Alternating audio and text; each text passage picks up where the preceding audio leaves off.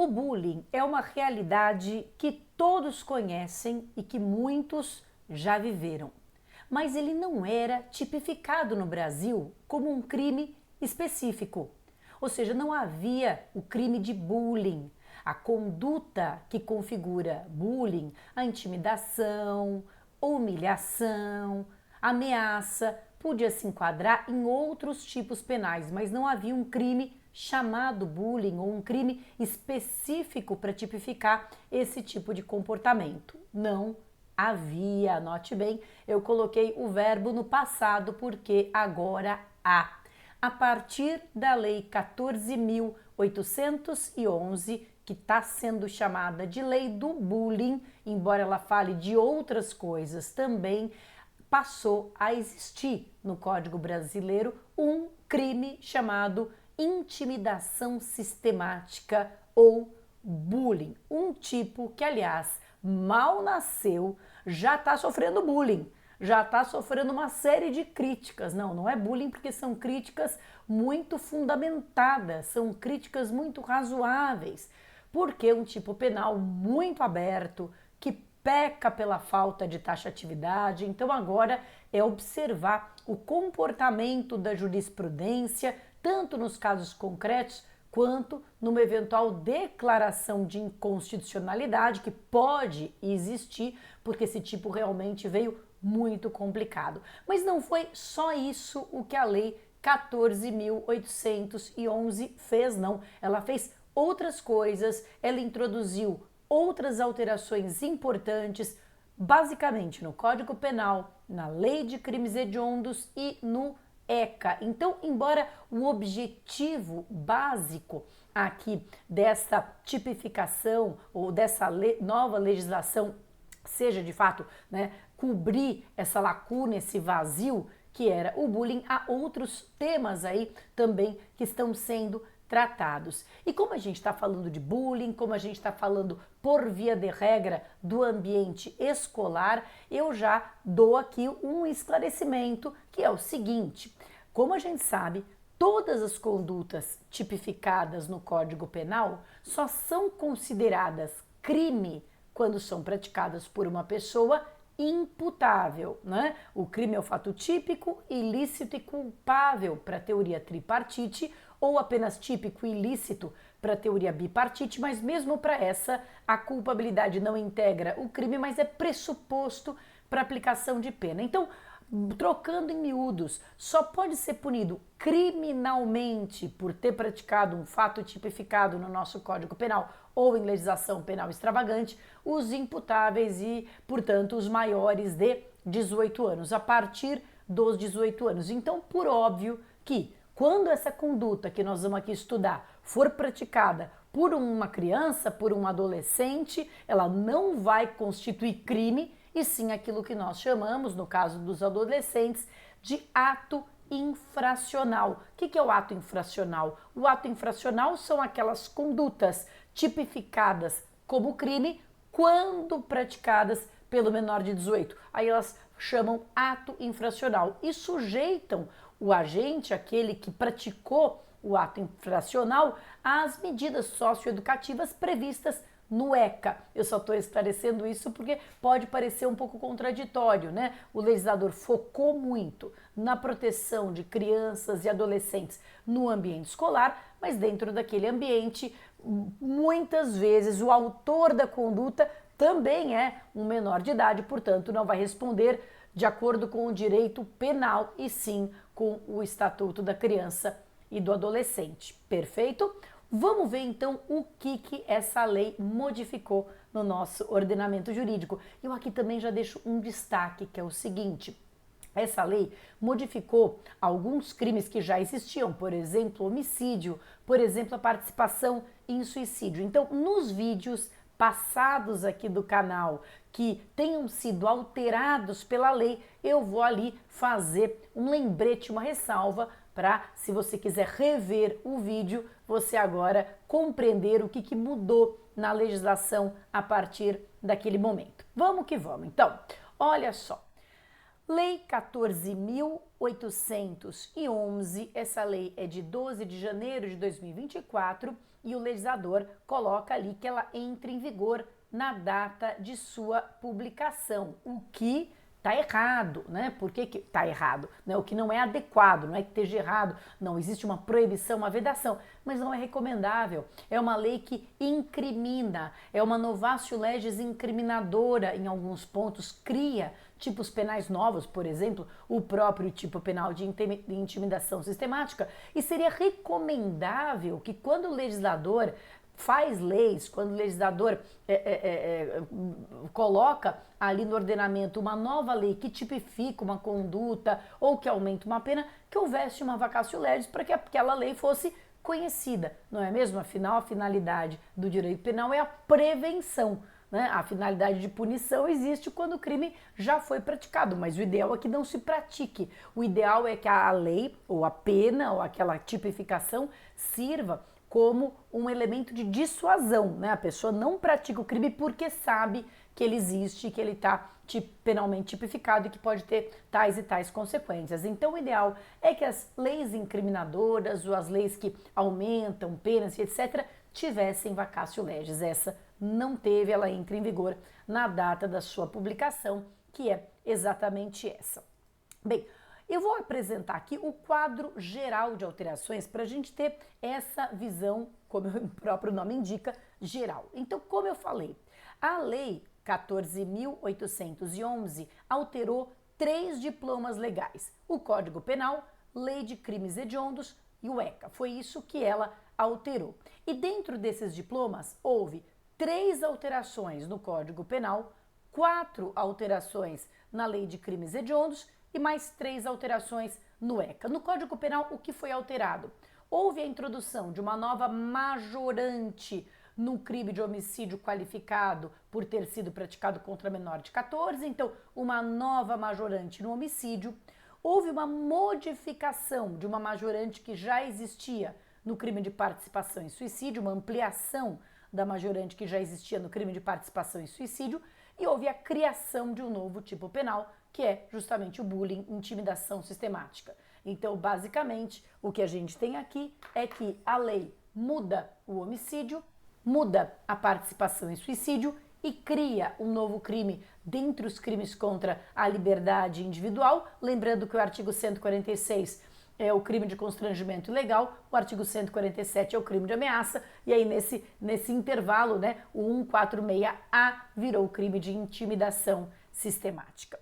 Muito bem, no âmbito da Lei de Crimes Hediondos, a nova Lei 14.811 introduz 4 figuras agora dentro do rol de crimes hediondos: a participação em suicídio ou automutilação por meio de rede de computadores, rede social transmitida em tempo real, o sequestro e cárcere privado contra menor de 18, o tráfico de pessoas quando praticado contra criança ou adolescente e os artigos 240, parágrafo 1º e 241b do ECA. Nós vamos falar de cada um deles agora de forma mais pormenorizada. E por fim, no próprio ECA, cria uma nova conduta equiparada ao registro de cena de sexo explícito. Nós já vamos ver que conduta que é essa, é a 240, parágrafo 1º, inciso 2. Cria um novo tipo penal, omissão na comunicação de desaparecimento, e modifica uma conduta equiparada de divulgação de adolescente ao qual é atribuído ato infracional, 247, parágrafo 1º. Então, eu estou fazendo aqui só uma visão geral, agora a gente vai entrar efetivamente no detalhe de cada uma dessas alterações. Vamos começar aqui pelo Código Penal. Então, no Código Penal há 3 modificações e a primeira modificação é justamente no crime de homicídio. O crime de homicídio, ele, em 2022, através da lei Henri Borel, ele ganhou uma nova qualificadora. Lá em 22, já faz tempo, lá em 22, ele ganhou uma nova qualificadora quando o crime de homicídio é praticado contra menor de 14 anos. No vídeo que tem aqui no canal, que eu falo do homicídio qualificado, falo da Lei Riborel, falo do aparente conflito entre a introdução dessa qualificadora e a majorante que ainda existe no Código Penal do crime ter sido praticado contra maior de 14, mas enfim, aqui focando no que foi alterado agora em 2024. O fato é que o homicídio será qualificado quando for praticado contra menor de 14 anos. Pois bem, este homicídio qualificado por ter sido praticado contra agente menor de 14 anos já tinha duas causas de aumento de pena, ou seja, são causas de aumento de pena especialmente aplicáveis ao homicídio qualificado por esta qualificadora. O mesmo ocorre com o feminicídio. A figura do feminicídio, que nada mais é do que um homicídio qualificado ali pela questão de gênero, a figura do feminicídio também tem causas de aumento de pena próprias, que só se aplicam a ela. Pois bem, a figura desse homicídio qualificado contra menor de 14 também tem majorantes próprias que só se aplicam a ela. E agora foi introduzida uma terceira majorante. Então veja, desse lado aqui, aqui embaixo de mim tem o texto antigo, a pena do homicídio contra menor de 14 é aumentada em 1/3 até metade se a vítima é pessoa com deficiência, doença que implique aumento de sua vulnerabilidade, ou 2/3 se o autor é ascendente, padrasto, madrasta, tio, irmão, cônjuge, companheiro, tutor, curador, preceptor, empregador da vítima ou por qualquer título tem autoridade sobre ela. E agora, com a nova Lei 14.811, foi introduzida uma nova majorante, que é essa aqui, que está em vermelho aqui do meu lado. 2/3 também, se o crime for praticado em instituição de educação básica, pública ou privada.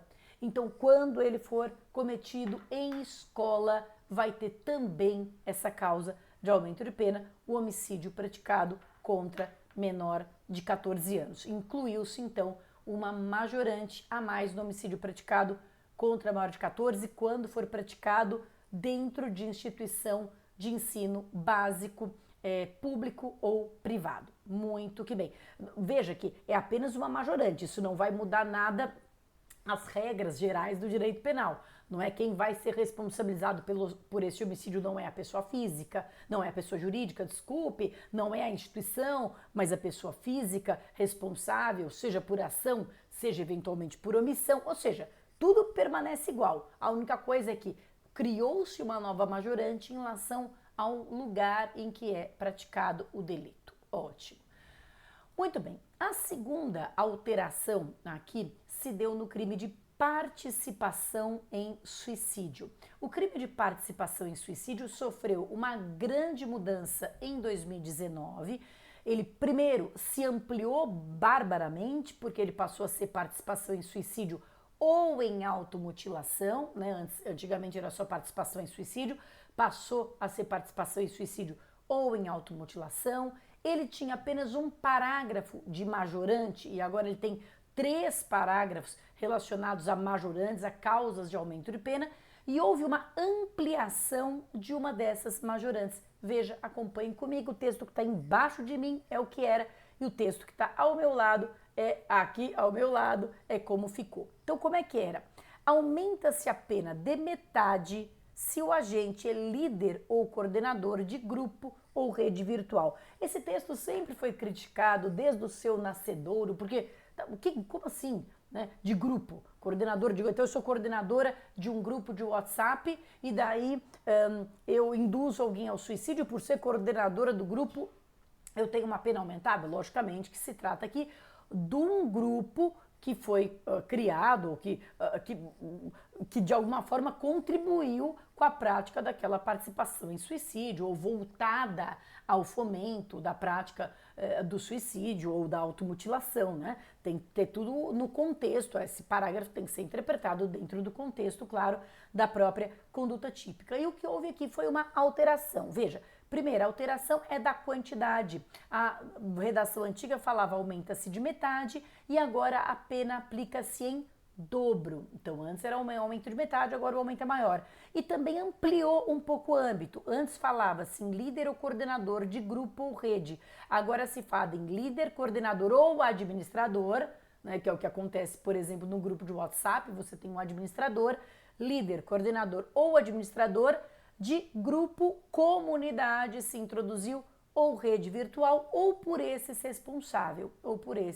responsável, Então, desde que, obviamente, o autor da participação em suicídio, insisto, as bases do direito penal, que eu só posso punir o autor do fato, que não existe responsabilidade penal objetiva, tudo isso continua valendo. Mas se eu identificar que o autor daquele fato, da participação em suicídio ou automutilação, é ao mesmo tempo o líder, o cabeça, o coordenador ou administrador de um grupo, comunidade ou rede virtual através do qual se fomenta o suicídio ou automutilação, haverá uma pena aplicada em dobro. É isso. E por fim, então, aquilo que foi introduzido, o novo crime intimidação sistemática ou bullying. E aqui as críticas que ele recebe já ficam logo de cara muito visíveis. O que é o crime? Intimidar sistematicamente. Sistematicamente demonstra que é preciso que haja uma constância, não é uma intimidação isolada, eventual. Então aqui a doutrina já começa a se posicionar no sentido de que o crime exige uma habitualidade de comportamento, né? Essa palavra sistematicamente mostra que é preciso haver uma certa habitualidade no comportamento delitivo, individualmente ou em grupo. Agora, olha só, intimidar já é algo vago, né? Quando eu chego num lugar e todo mundo me olha torto, as pessoas não falam comigo, elas estão me intimidando, não estão me intimidando. Intimidar já é algo bastante subjetivo, né? Agora, veja as formas, o modus operandi, que em nada contribui para dar um pouco mais de certeza e objetividade para o tipo. Ao contrário, né? Contribui para a vagueza do tipo. Intimidar sistematicamente, individualmente ou em grupo, mediante violência física ou psicológica, uma ou mais pessoas, de modo intencional e repetitivo. Não era necessário dizer de modo intencional, porque intimidar só poderia de fato ser crime, ser punido, ser um fato típico se for intencional. Se eu me sinto intimidada só porque eu chego num lugar e tem pessoas, sei lá, imagina que eu chego num lugar só tem pessoas jovens, belas, modelos, e eu me sinto intimidada ali por aquelas pessoas, obviamente que elas não são culpadas de nada, né? É intimidar de forma ativa e de forma intencional, mediante atos de intimidação. Desculpa, mas assim, o português não ficou aquela Brastemp, como dizia na minha época, né? Intimidar através de atos, sem motivação evidente. Também é um elemento meio estranho do tipo. Quer dizer que se houver uma motivação não é crime? Então, é um elemento bem bizarro, eu diria, para ser colocado num crime, que ele tem que ser uma intimidação sem motivo evidente. Só o que a gente pode interpretar é que se houver um motivo, o fato pode constituir um crime mais grave, né? Porque senão não teria muito sentido que intimidar sem motivo fosse um fato típico e com motivo não. Mas enfim, sem motivo evidente, por meio de atos de intimidação. Nossa Senhora, o que são atos de intimidação, gente? De humilhação, ou de discriminação, ou de ações verbais, morais, sexuais, sociais, psicológicas, físicas, materiais ou virtuais. Sinceramente, assim, é uma verdadeira sopa de letrinhas. Eu entendo que o legislador, ele tinha o desafio de colocar dentro de uma moldura típica um comportamento que pode ser extremamente difuso, heterogêneo, difícil de ser captado, né? Quem sofreu bullying sabe disso, né? Que muitas vezes é difícil de você captar essa realidade, mas o problema é que esse nível de vagueza não coaduna com o direito penal, né? Essa é a questão. E aqui temos uma coisa curiosa, este crime recém-criado, que é a intimidação sistemática, é um crime que só tem pena de multa. É um crime que só tem pena de multa. Nós aprendemos que, via de regra, os crimes têm pena privativa de liberdade associado ou não à multa, né? Mas este é um crime que só tem pena de multa. E, mais uma coisa, é um crime expressamente subsidiário. Só há punição da conduta se o fato não constitui crime mais grave. Ou seja, só se tipifica isso se o fato não constitui crime mais grave. E muitas vezes ele constituirá. Ele constituirá ameaça, ele constituirá crime contra a honra, todos eles mais graves do que esse aqui que só tem pena de multa, todos eles mais graves. Então, é o caso da gente parar e pensar, será? Será que isso aqui foi pensado para ter alguma efetividade? Sinceramente, gente, se uma conduta super vaga, super genérica, que tem apenas pena de multa e que só vai ser punida se não constituir crime mais grave, sendo que todas as facetas desse modus operandi já podem ser tipificadas como crime mais grave. Quando que vai se aplicar isso? Né? Quem viver verá. Essa conduta aqui do parágrafo único é o chamado intimidação sistemática virtual ou cyberbullying. Eu esqueci de colocar aqui para não precisar voltar aqui na minha gravação inteira. Eu vou falar aqui verbalmente, mas eu esqueci de colocar aqui que essa conduta aqui do chamado cyberbullying, ela tá aqui, olha só. Pena de 2 a 4 anos, e aí a pena vai ser maior mesmo, né? Aí a pena tem alguma utilidade e multa. Então vamos voltar aqui para o meu esqueminha. É isso. Intimidação sistemática, parágrafo único. Se a conduta é realizada por meio de rede de computadores, rede social, de aplicativo, de jogos online ou qualquer outro meio ou ambiente digital ou transmitido em tempo real, como você viu, aí a pena será uma pena de 2 a 4 anos e multa. Vai ser uma pena maior. Só para terminar, né, minha apreciação crítica, virou aqui só um pouquinho, porque saiu do esquadro, aqui, saiu do esquadro, pronto.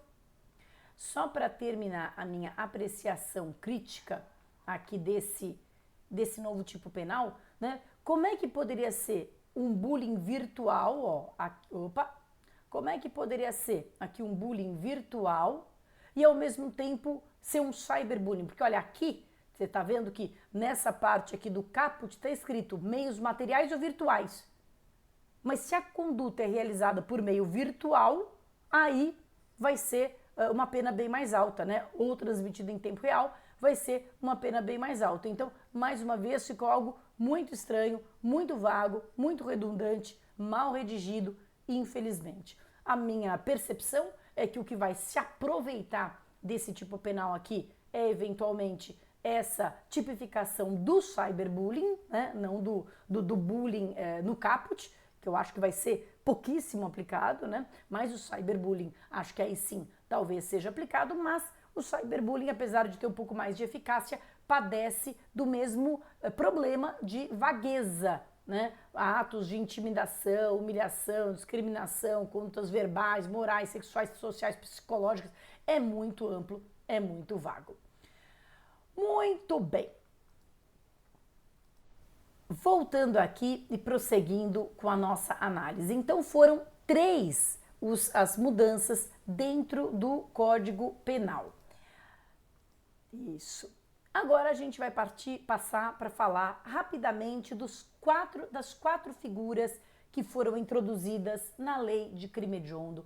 E aqui a gente também tem muitas críticas a fazer, sobretudo pela falta de lógica do legislador. Gente, olha, eu juro por Deus, eu não estou sendo de má vontade, eu gostaria muito de realmente comemorar. Eu acho que a proteção de crianças e adolescentes é algo muito importante, muito relevante, mas de verdade, olha, precisava um pouquinho mais. Sabe o que eu acho? De capricho, às vezes, de capricho de um assessor jurídico na hora de fazer a lei. Olha, 4 condutas foram introduzidas aqui como crimes hediondos. Não eram e agora passaram a ser. Primeira, induzimento, instigação, auxílio ao suicídio ou automutilação realizados por meio da rede de computadores, da rede social ou transmitidos em tempo real.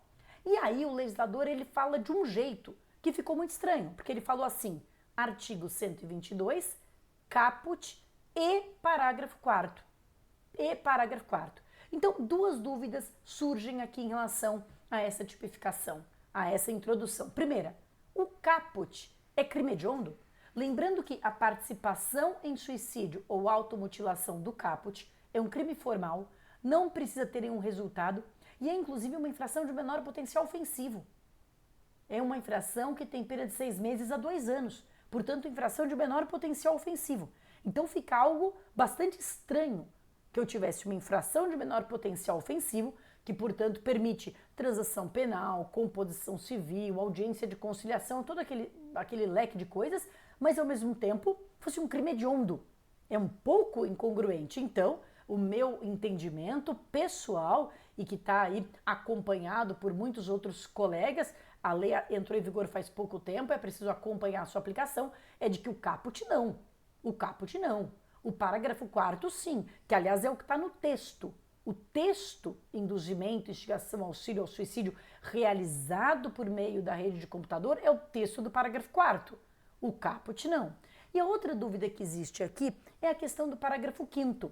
Como a gente viu nesse vídeo, o parágrafo 5º, que é aquele que pune o líder, o administrador, o coordenador da rede com uma pena maior, aquele parágrafo 5º, ele inclusive sofreu um aumento de pena, agora, né, sofreu um aumento de pena por essa lei 14.811, e é estranho, quer dizer, todo mundo do grupo vai ser punido por crime considerado hediondo, mas o administrador do grupo não? Porque o administrador ele cairia no parágrafo 5º, ele não? Né? Como é que fica? Então, o entendimento aqui também da maioria da doutrina é que essa hediondez, ela se aplica ao parágrafo 4º e 5º. Vai haver quem diga que não se pode fazer uma analogia em Malam-Partem, que como o legislador não falou do parágrafo 5º, ele não pode ser incluído, mas acho que essa que é a única interpretação minimamente razoável. Entendo que é um caso de interpretação extensiva e não de analogia, ou seja, o legislador claramente disse menos do que desejava e, portanto, é permitido fazer essa interpretação. O inciso 11 passou a contemplar sequestro ou cárcere privado cometido contra menor de 18. O inciso 12, tráfico de pessoas cometido contra criança ou adolescente. Como eu disse, o objetivo da lei é a proteção de crianças ou adolescentes. E aqui vem outro ponto bastante controvertido. Os crimes previstos no parágrafo 1º do artigo 240 e no artigo 241b da lei 8.069. O 240 é a produção de material pornográfico envolvendo criança ou adolescente e o 241b é o consumo de pornografia envolvendo criança ou adolescente. A crítica que se faz aqui, mas aqui eu acho que não tem como fazer interpretação extensiva, aqui realmente o legislador comeu bola e paciência, vai ficar essa incongruência mesmo, é que outras condutas mais graves até do que o 241b, por exemplo, o 241a, né, o 241a, que é toda a venda, divulgação de pornografia de criança ou adolescente, não foram aqui incluídas no rol de crimes hediondos. Então, condutas mais graves do que essas, envolvendo pornografia infanto-juvenil, não foram incluídas no rol de crimes hediondos, e eu dou como exemplo o próprio caput do artigo 240 e o artigo 241A, que não estão aqui incluídos. E aí, paciência, entendo que nesse caso não há o que fazer. Muito bem. Passando então para o nosso terceiro e último ponto de alterações introduzidas, nós temos 3 alterações aqui no Estatuto da Criança e do Adolescente. 3 alterações aqui no ECA.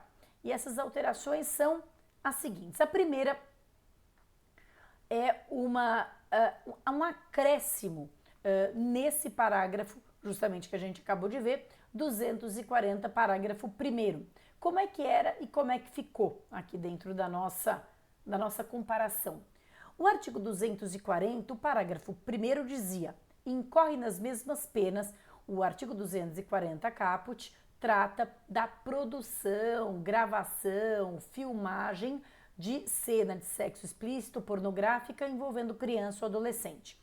O 240, parágrafo 1º, já previa: incorre nas mesmas penas quem agencia, facilita, recruta, coage ou de qualquer modo intermedia a participação de criança ou adolescente nas cenas referidas no caput desse artigo, ou ainda quem com esses contracena. O que aconteceu é que esse parágrafo primeiro, ele foi desmembrado em 2 incisos. Então, o inciso 1, que é o que está aqui do meu lado, corresponde exatamente, ipsis literis, ao texto do antigo parágrafo primeiro, né? Ao texto do parágrafo primeiro. O que foi introduzido foi esse inciso 2.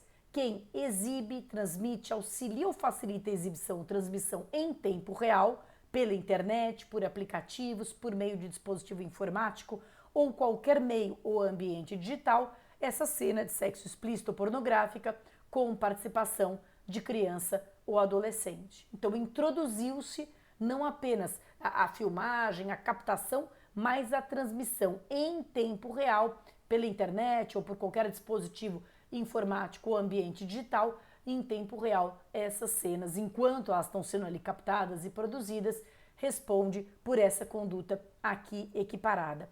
O inciso, o artigo 241, letra A, continua tipificando a conduta de quem, depois que aquele material foi produzido, divulga, vende, publica, etc. Aqui nós estamos falando da exibição ou transmissão em tempo real do comportamento previsto no caput.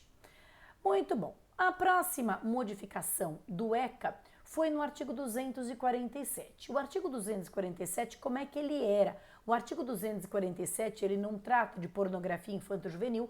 O artigo 247 trata da exposição do nome ou da imagem de um adolescente infrator, de um adolescente acusado, de uma criança ou adolescente acusados de ato infracional. Então, a exposição dessa imagem configuraria, ou do nome, configura o crime do artigo 247. O 247, parágrafo 1º, dizia o seguinte: incorre nas mesmas penas do caput quem exibe total ou parcialmente fotografia de criança ou adolescente envolvido em ato infracional ou qualquer ilustração que lhe diga respeito ou se refira a atos que lhe sejam atribuídos de forma a permitir sua identificação direta ou indiretamente. Então, aqui, o legislador se preocupou com a exibição de fotografias ou ilustração. Só que o mais comum nos nossos tempos modernos é vídeo, né? Não é fotografia, pode até ter fotografia, mas é vídeo, né? Isso é mais comum. Então, a meu ver, o legislador andou bem, uma vez que não se poderia fazer mesmo uma analogia em Malam Partem, ele andou bem para estender essa proteção, que eu acho muito necessária, essa proteção a criar a figura da criança ou do adolescente envolvido com ato infracional, dizendo o seguinte: incorre na mesma pena quem exibe ou transmite imagem, e aí essa imagem pode ser uma imagem fotográfica, uma ilustração, qualquer tipo de imagem, vídeo ou corrente de vídeo de criança ou adolescente envolvido em ato infracional ou em outro ato ilícito que lhe seja atribuído de forma a permitir a sua identificação. Embora o legislador não fale direto ou indiretamente, isso está implícito aqui dentro do texto, a meu ver, não há de prejudicar a sua interpretação, que sempre deve ser feita no sentido da maior e melhor proteção desse menor. E por fim, a última alteração aqui do EC é um novo tipo penal, é o 244, letra C, um tipo penal omissivo próprio do pai ou da mãe ou do responsável legal, que diz o seguinte: deixar o pai, a mãe ou o responsável legal de forma dolosa de comunicar à autoridade pública o desaparecimento de criança ou do adolescente, reclusão de 2 a 4 anos e multa. A meu ver, o tipo aqui tem dois problemas. O primeiro é a menção desnecessária a dolosamente. Como a gente sabe, o dolo é a configuração, digamos assim, que é a regra dos tipos penais. Os tipos penais devem ser interpretados, isso está no artigo 18 e serve para todo o ordenamento jurídico. Quando não houver menção expressa, todo tipo penal só é punido quando praticado dolosamente. Então essa informação de que tem que ser dolosamente, do mesmo jeito que na intimidação que tem que ser intencional, isso a meu ver é desnecessário.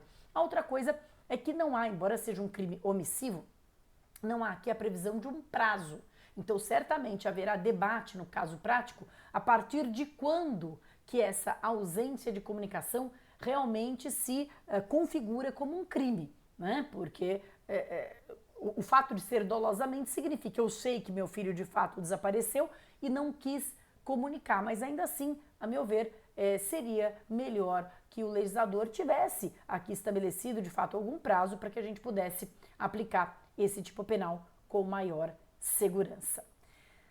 Pois bem, gente, então essas são ou foram as modificações da Lei 14.811, que eu tenho certeza vão dar muita margem de discussão na vida real. A gente tem que acompanhar como é que a jurisprudência vai acomodar todas essas dúvidas. Se você tiver alguma dúvida, você deixa aqui e a gente debate, a gente raciocina, a gente constrói junto aqui esse raciocínio, mas tenho certeza de que nós vamos ver aí muita acomodação da jurisprudência, tipos penais defeituosos, a própria introdução daquela tipologia na lei de crimes hediondos, muitas vezes injustificável, mas enfim, a gente tem que saber, nossa primeira missão é conhecer e depois a gente opina, critica, concorda, elogia e etc.